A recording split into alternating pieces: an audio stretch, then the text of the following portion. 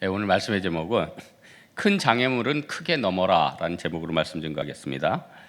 우리 사람 원래 살아가는 방식 또 기존 사고 틀 이런 게 있습니다. 그런데 이게 대부분 청소년기까지 생활습관 사고방식이 정해진다고 합니다. 그래서 그 이후에는 이게 잘 바뀌지 않는다고 그런 얘기를 많이 합니다. 그런데 성인이 돼서 또 나이가 들어서도 한번 큰 일을 겪거나 또 진로가 막히거나 사업이 망하거나 아니면 큰 병 때문에 죽었다 살아나면은 좀 사람이 나이 들었지만은 좀 많이 변할 수 있는 것 같습니다. 그래서 이제 성경의 인물들도 보면은 변화되기 전에 아브라함 같은 경우 뭐 거짓말도 많이 했고, 야곱은 뭐 사기꾼이라고 하고, 또 뭐 다윗은 살인자요 간음자, 뭐 솔로몬은 세속적인 사람, 뭐 엘리야는 불평하던 사람, 뭐 여러 가지 있지 않습니까? 그런데 이들이 다 변화됐는데 다 어떤 계기들이 있었다는 겁니다. 여러분, 아브라함이 이삭을 바치고자 결심했을 때와 그 이후, 아마 그 이전과 이후가 틀려졌겠죠.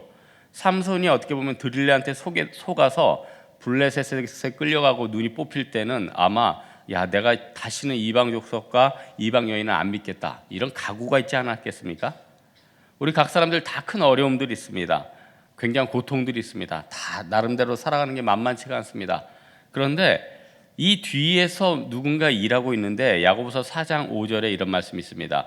너희가 하나님이 우리 속에 거하게 하신 성령이 시기하기까지 사모하신다는 말씀을 헛된 줄로 생각하느냐?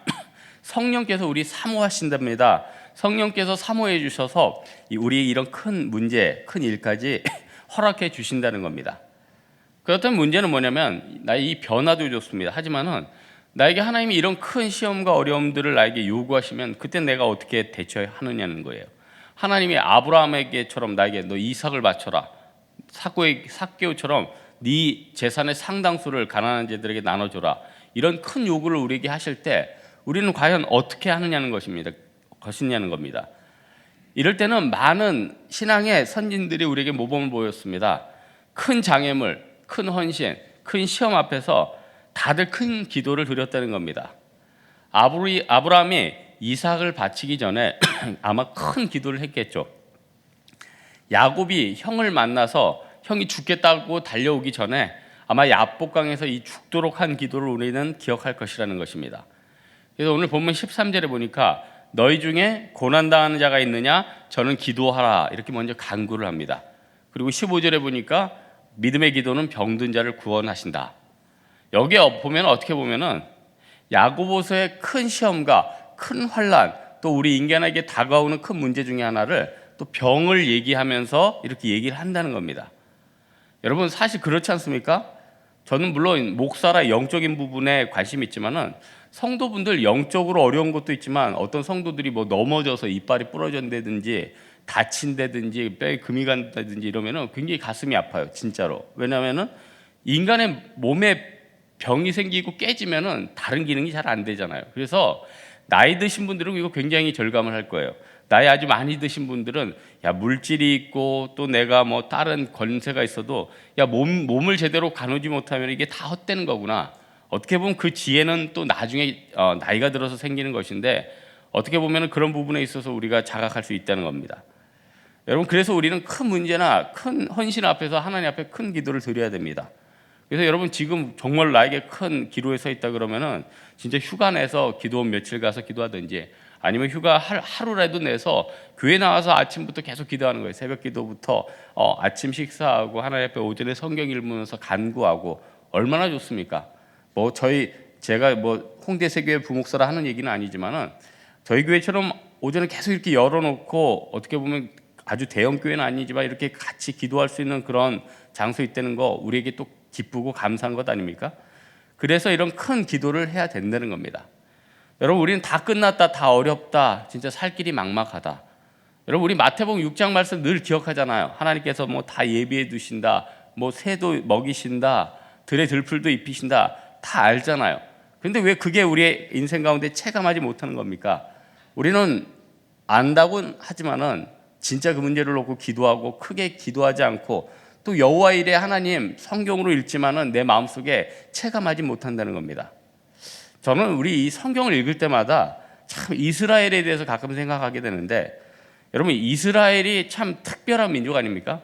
아니, 성경의 모든 배경이 되는 나라 아니에요. 예수님이 이스라엘에서 왔잖아요. 그래서 인류의 구원이 없을 때도 이스라엘 백성은 선민으로 오셔가지고 오실 메시아 믿고 그 조상이 다 예수 믿었단 말이에요. 다른 나라는 뭐 예수에 대해서 접하지도 못하고 다 지옥 갔을 때. 그런데 그 메시아로 오신 예수님 십자가에 못 박게 되니까 그 불순종 때문에 얼마나 많이 고난 나갑니까? 그 예언이 다 이루어지고 있죠. 그래서 지금 21세기를 지나고 있는데도 이스라엘에 얼마나 많은 전쟁과 고통과 어려움들이 있습니까? 그럼에도 불구하고 저는 참 신기한 게 이스라엘이 그럼에도 불구하고 안 망하는 게 너무 신기한 거예요. 왜 그럴까? 다윗의 언약이 있지 않았을까? 조상들의 믿음과 기도가 있지 않았을까? 제가 지난주 신문에 보니까 이스라엘에 대해서 이런 기사가 있대요. 신은 이스라엘에게 젖과 꿀 대신 천연가스를 줬다. 내용을 읽어보니까 이런 거예요. 이스라엘이 이제 흩어졌다가 1948년에 재건국을 하지 않았습니까? 근데 이스라엘은 다른 중동 국가와 달리 이제 에너지가 없어요. 에너지가. 그러니까 중동의 많은 나라들이 석유는 많은데 또 이스라엘은 적대 국가니까 수출을 안 합니다. 그러니까 중앙아시아에서 이제 석유를 수입하고, 그래서 이스라엘에게는 지금 생명줄이 뭐 젖과 꿀 대신에 지금 에너지거든요. 근데 또 1999년에 이스라엘이 또 그 해저, 그러니까 바닷가 쪽에 이제 왼쪽 서쪽으로 지중해 쪽으로 왔는데 이제 가스전을 발견을 한 거예요. 그러니까 이게 지금 자급 정도도 되고 또 터키에도 수출을 하고, 또 뭐 2008년도에는 또 세일 오일이라고 뭐 그런 게 또 발견이 돼가지고 이스라엘에서는 요즘 구호가 뭐냐면 하나님은 결국 젖과 꿀 대신에 천연가스와 세일가스를 우리 이스라엘에게 줬다, 이렇게 고백을 합니다. 무슨 말입니까? 하나님이 이스라엘에게 먹고 살 수 있도록, 죽지 않도록 살게 도와주셨다는 거예요. 반대급부로 생각하면은 중동의 그 나라들 다 그렇게 척박한 기후와 어려움들이 있지만 또 하나님이 석유 많이 묻어주셔가 또 살게 도와주시지 않습니까? 뭐 만수르도 나오고. 그러니까 여러분, 개개인도 마찬가지예요. 다 필요한 것들이 있어요. 나는 끝났다, 자원이 고갈됐다고 생각합니다. 다른 사람도 생각합니다. 저 사람이 이제 끝났다. 그런데요, 하나님이 내 고난 이전에는요 젖과 꿀을 예비해 주셨는데 고난 이후에는요 천연가스랑 세일 오일을 준비해 주셨다는 거예요. 그렇게 생각하면은 얼마나 감사한 겁니까? 그래서요, 큰 어려움과 큰 환난과 큰 기도 응답 뒤에는요 하나님 앞에 큰 기도를 드려야 되고, 이 큰 기도는 결국 큰 행동을 하게 된다는 겁니다. 하나님이 아브라함이 큰 기도 다음에 이삭 바쳤잖아요. 큰 기도 다음에 베드로가 순교의 자리까지 나아가지 않았습니까? 여러분, 사실 우리가 큰 문제라고 하는 거, 사실 그게 문제입니까? 여러분, 학생들, 여러분 뭐 다 졸업했으니까 자기 반에서 뭐 갈등 있는 학생들, 그게 문제입니까? 여러분, 과거 생각해 보십시오. 걔랑 이렇게 갈등이 있던 애들 또 1년 지나면 다 서로 누구 이름도 까먹죠. 여러분, 사실 군인들 막 갈등이고 힘들다. 나는 여러분 뭐 군인들 힘들다고 하는데, 저도 뭐 30개월 철원에서 군복무했지만, 여러분 요즘 군인들한테 30개월 한다면 다 자살한다고 그럴걸요? 제가 막 군인들 만났는데 나 30개월 했다 그러면 무릎 꿇고 회개하고 그동안 어렵지 않았습니다, 이렇게 얘기해요. 근데 또 우리 아버님하고 얘기하다 보면 아버님도 철원에서 했거든요. 대를 위해서 충성하는데 아버님은 한 36개월 했대요. 그러면 또 존경스럽죠. 그러다 또 북한 군인들 보면 7년 한다. 대단하죠. 끝이 없어요. 고난도 끝이 없고 큰 환난도 끝이 없고 우리보다 더 어려운 것들도 많다는 거예요. 그러니까 결국 다 상대적인 거거든요. 그렇다면은 우리가 겪는 이 고난과 어려움들, 사실 암 환자 앞에서 그게 고난입니까? 백수라고 하지만 뭐 1억 10억 100억 빚진 사람들 앞에서 그게 문제냐는 거예요. 큰 기도 앞에서 큰 기도가 있다면 능히 넘을 수 있다는 거예요. 그렇다면 우리가 큰 기도를 드리게 되면 하나님께서 우리에게 어떤 은혜를 주시는가? 하나님의 지혜를 주신다는 거예요. 제가 구약에서 제일 좋아하는 게 이제 전도서예요. 그래서 주일날 아침에 좀 마음이 꿀꿀하면은 전도서를 꼭 한번 읽으면은 전도서 12장까지 금방 읽거든요. 많이 읽다 보니까 이제 뭐 진짜 좀 교만한 말 같지만 한 10분 아니면 다 끝납니다. 그러니까 12장까지 쭉 읽다 보면은 막 영적으로 금방 회복돼요. 근데 이 잠언과 전도서가 구약의 지혜서라면은 이 신약에서는 이 야고보서가 이 지혜 문학이거든요.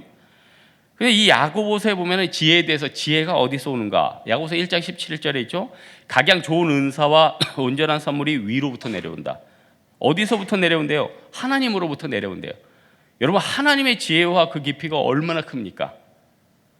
여러분, 하나님이 옛날에 여러분에게 너 더 이상 승진할 수 없다, 너 더 이상 물질 늘어날 수 없다, 너 이걸로 만족해라. 그때 여러분 얼마나 서운했어요.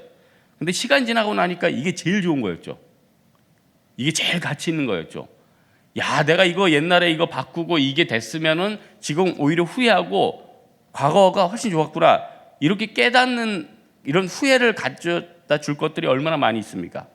그래서 에베소서 3장 19절 보니까 그 넓이와 길이와 높이와 깊이가 어떠함을 깨달아 하나님의 모든 충만하신 것으로 너희에게 충만하기를 구하노라.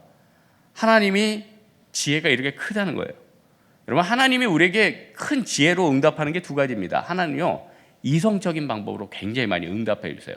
아마 성경이 완수되기 전에는 굉장히 어떻게 보면 초이설적인 게 많았어요. 왜냐하면 믿음을 주고 또 메시아 사역, 또 복음에 대해서 강력하게 전해야 되기 때문에 신비적인 부분이 많았어요. 하지만은 예수 그리스도께서 오신 다음에는요, 성경에 종결이 있었죠. 또 하나 굉장히 이성적인 부분, 우리 성도들이나 많은 사람들이 자연스럽게 신앙적으로 깨달을 수 있도록 하나님께서 질서의 하나님이시기 때문에 그렇게 이끌어 가십니다. 그때 우리가 하나님 앞에 간구하면요, 하나님이 때로는 초이성적인 방법으로, 때로는 합리적인 방법으로, 이성적인 방법으로 이끌어 주신다는 겁니다.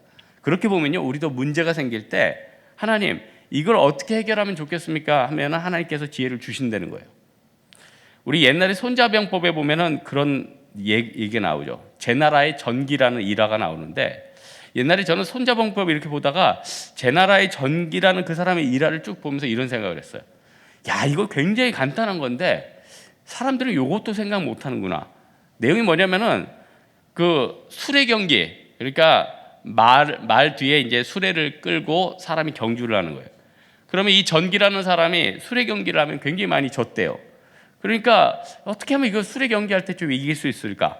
그때 이제 손빈이라는 사람이 와서 조언을 하는 거예요. 이 전기님, 만약에 그 경기를 할 때 이렇게 한번 해보십시오. 말을 세 조로 한번 나눠보십시오. 상대방이 화려한 상급 말이 나오면은 당신은 가장 하급 말을 내보내가지고 한 판 져주십시오. 그리고 상대가 중급 말이 나오면은 당신은 상급 말을 보내시고 한 판 이기시고, 상대 말이 하급 말을 출전시키면 당신은 중등급의 말을 보내십시오. 똑같은 거죠. 하지만은 이걸 어떻게 내보내느냐에 따라서 2대1로 계속 전승을 했다는 겁니다. 여러분, 그러니까 이 어떻게 보면은 손자병법에 나오는 어떻게 보면 세상적인 단순한 지혜가 사실 아무것도 아닌 것 같지만은 우리 세상을 이기는 힘이고 지혜거든요. 그렇다면은 세상적인 이런 단순한 지혜도 있지만은 하나님께서 우리 인생 가운데 보이지 않게 이렇게 승률을 계속 계산하고 계시거든요. 너 이렇게 했으면 직장 상사한테 이렇게 얘기하고, 너 교회 안에서 갈등 있는 사람이 있으면 이렇게 얘기하고, 또 네가 교회 사역 중에 어려운 부분이 있으면 이렇게 대처하고, 엄청난 그 가지수를 하나님께서 계속 조합을 해서 우리에게 내주신다는 거예요. 그게 얼마나 큰 지혜입니까? 그리고 또 하나, 그렇게 해서도 안 풀리고 도저히 답이 안 나오는 것들이 있죠. 초월적인 거. 그때는 하나님은 어떤 하나님입니까? 초월적인 하나님 아니에요. 여러분, 지금 우리 요가 자리가 지금 미스바 장소라고 이름이 바뀌었죠. 예전에 저 요가 자리 대여하고 담임 목사님께서 사무실에 오셔가지고, 교육자 사무실에 오셔서 이 요가 자리 이름을 뭘로 할까? 그때 마침 제가 그날 묵상한 게 사무엘상 7장이었어요. 사무엘상 7장 말씀이 그 아침에 묵상한 게 뭐였냐면은, 사무엘이 이르되 온 이스라엘에게 미스바로 모이라, 내가 너희를 위해서 여호와께 기도하리라. 그리고 같이 기도했거든요. 그러니까 블레셋 사람이 큰 의뢰를 발해서 이스라엘 앞에서 피했대요. 그리고 나중에 사무엘이 돌을 취해서 미스바와 센 사이에 세워 에벤에셀이라 하리라. 그래서 제가 미스바라고 얘기했는데 뭐 바로 붙여졌죠. 여러분 보십시오. 미스바 하면은 무엇을 뜻합니까? 많은 광장에서 이스라엘 백성들이 옛날에 블레셋하고 싸웠을 때 여러 가지 전략을 짰을 거예요. 블레셋은 이렇게 치는 게 나아, 아니면 다윗과 골리앗처럼 1대1 승자 독식으로 가자, 여러 가지 있었겠고, 뭐 횃불 들고 뭐 사사기 시대 때 물리치던 방식도 있잖아요. 여러 가지 있었단 말이에요. 하지만은 이때는 하나님의 초자연적인 부분을 구한 것 아닙니까?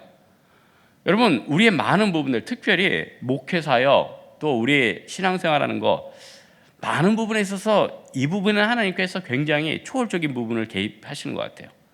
우리가 부응하고자 한다고 부응이 됩니까? 우리가 전도하고자 한다고 전도가 됩니까?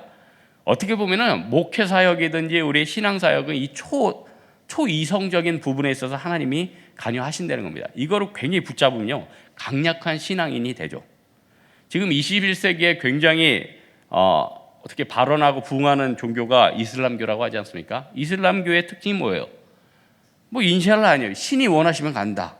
그래서 영어로 뭐 IBM이라고 많이 해요. I가 뭐냐면 인샬라. 뭐 신이 원하신다면 된다. 신이 원하시지 않으면 안 된다. 그리고 B는 뭐예요? 부크라, 내일. 그리고 M은 말리시, 걱정 말아라. 그러니까 신이 원하시면 되고 신이 원하지 않으면 안 되니까 걱정하지 말라라. 그래서 아랍인들은 뭐 차를 사도 내일 보자, 인샬라. 내일 너랑 나랑 만날 수도 있고 안 만날 수도 있고 내가 죽을 수도 있고 이 차가 터질 수도 있고, 어떻게 보면 그 단순함 때문에 무지막지하지만 잘못된 신앙이지만 정말 목숨 바쳐서 나아가지 않습니까? 그런데 우리는 진짜 하나님이 실체하시잖아요. 우리는 하나님의 뜻이라면, 하나님께서 원하신다면 순종의 마인드가 있지 않습니까? 인간은요, 지금 불행해도 미래가 좋아질 것이다 하면 행복하고 웃을 수 있습니다. 왜냐하면 내적인 존재이기 때문에. 지금 좋아도 뭐 내년에 감옥 가야 된다. 그러면 아마 1년 동안 고통 속에 있을걸요.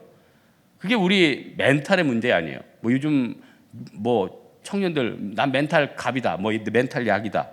여러분 진짜 멘탈이 강해지는 게 뭡니까? 그리스도 안에서 하나님께서 이걸 이끌어 주신다. 하나님이 주신 멘탈을 무장을 하는 거겠죠. 오늘 말씀을 결론을 맺겠는데요. 하나님이 왜 야고보서에서 우리 인생을 안개라고 얘기했습니까? 요즘 짧지만 장마 때 낮에 보면은 그렇게 비가 내리칠 때는 오늘 하루는 어디 못 나가겠다. 그러다 점심만 돼봐요. 햇빛은 쨍쨍, 모래알은 반짝이죠. 그러다 보니까 뭐 나가서 걸을만 하구나 이렇게 생각 들지 않아요? 나가서 식사할만 하구나.